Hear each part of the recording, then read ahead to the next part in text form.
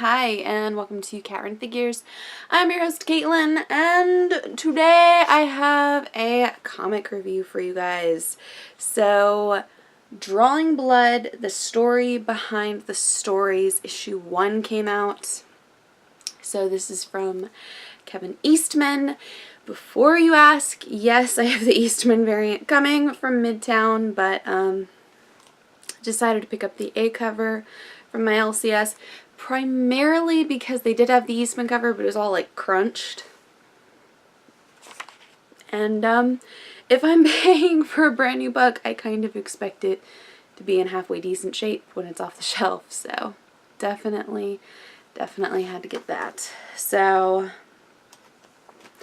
alright, as we dive on into the story, we see a guy that's a little down on his luck.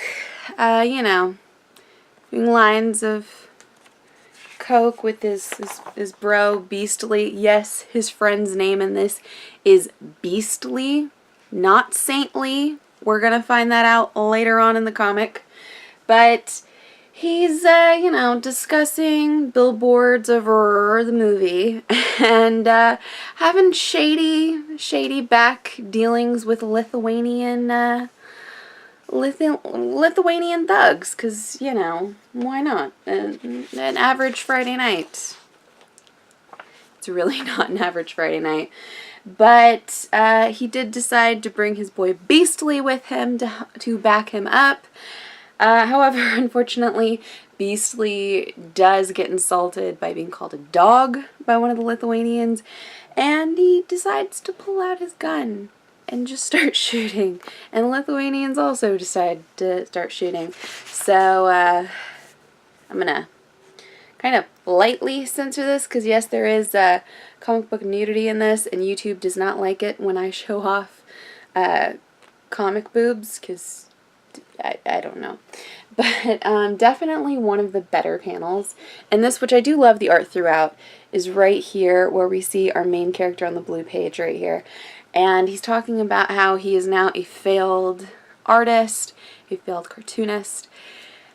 And, you know, he wishes that he could just go back to how it was before. And we go back, flashback sequence, back to exactly 3 months before, and we find out that he's actually a comic book artist, cartoonist, you know, everything, but he's starting to try to branch out. So he's branched out into Broadway productions. Okay, but then you get into the fact that he's doing kind of a casting couch situation with his ex-wife, which is really kind of creepy.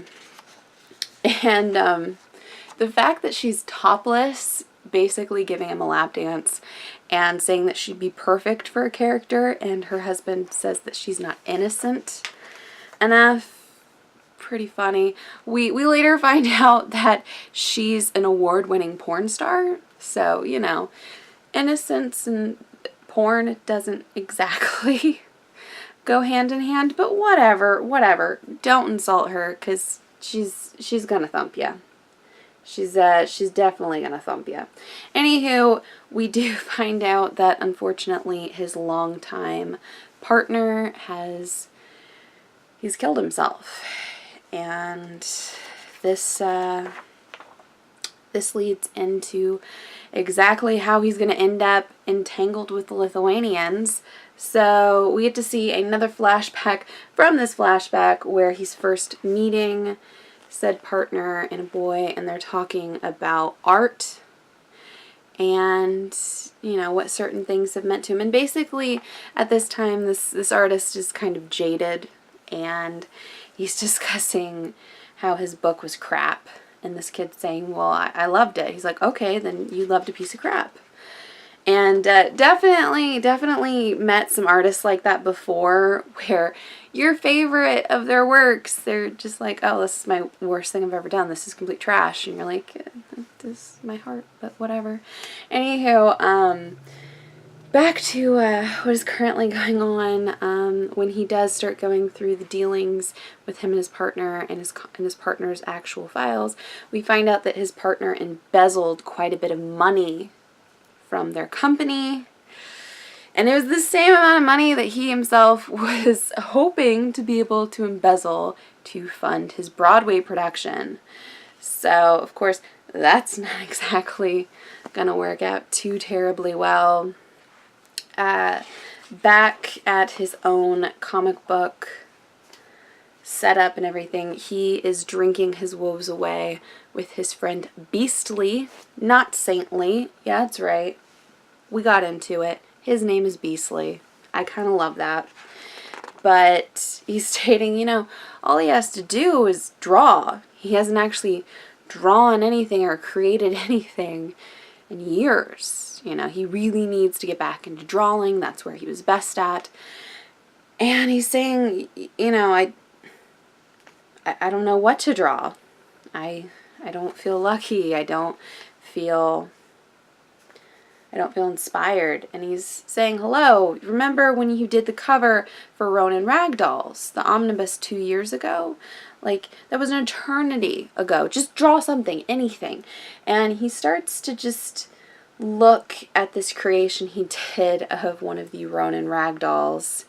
And I love the fact that the Ronin Ragdoll actually comes out of this created work, and he basically just starts kicking the shit out of him. And he's just like, you sold us like slaves. You betrayed us. You were our creator, and you sold us like we were nothing. And he's like, no, I didn't. I couldn't do it alone. I couldn't do it anymore. And back in the real world, after this whole Ally McBeal moment is over, he does finally meet the Lithuanians, and we find out that not only did his business partner screw him over, but he also screwed the Lithuanians out of quite a bit of money. I guess he had a lot of gambling debt, and since they were partners, now that's his debt. You know how you see in every movie, like someone's spouse, their significant other or something gets stuck with their stuff? Well, apparently now in this comic, his business partner is now saddled with his debt. So that sucks.